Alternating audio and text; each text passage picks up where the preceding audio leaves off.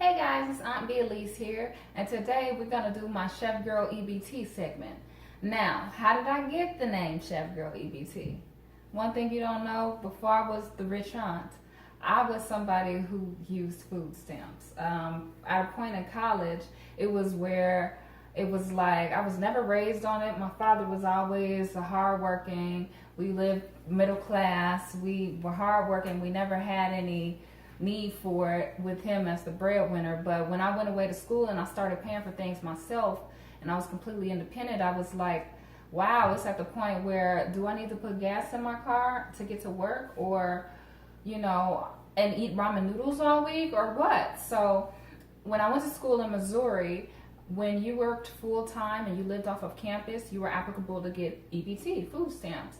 So I applied for it and I received the food stamps. But even then, I noticed with the money that I was getting, that wasn't enough for me to be living lavish and balling off of my food, because it was really at the point where I needed it. So the money I was getting, which I believe might have been a max of $175 a month because I was single, no kids, I was, still going to the food shelters and getting free bread and free vegetables every now and then, or whatever canned goods they might have had, as well as getting a lot of Aldi's shopping and they had some good local mom and pop grocers in Missouri that I would go to make a nice meal. But one thing I learned, when you lack resources, it makes you resourceful. So shout out to Tony Robbins for giving me that quote at his seminar. But definitely, it's just the epitome of my life. I learned at that point in time that it was really important to eat nutritional and make my food stretch. When you lack means, you have to make your resources stretch. So the Chef Girl EBT series caters to that.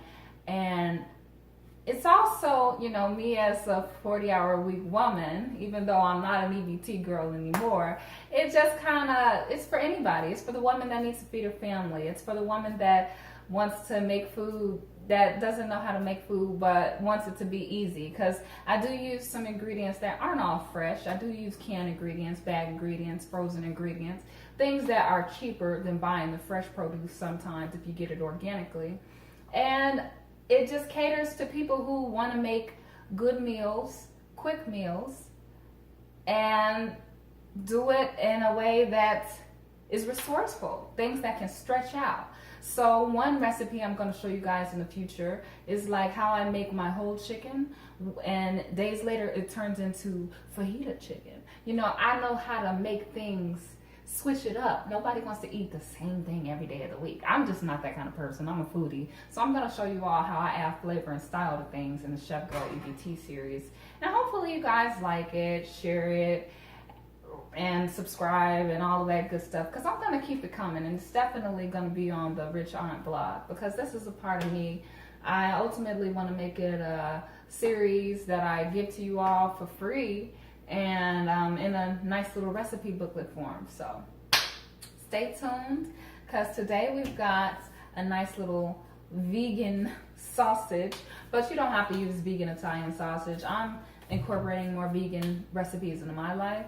But I've got some recipes, a nice vegan pasta that I'm going to make, and I'm going to show you all how it's good. It's going to be delicious and nutritious, and it's going to last me for a few days, so I can take it to lunch for work and for dinner when I come home. So stay tuned.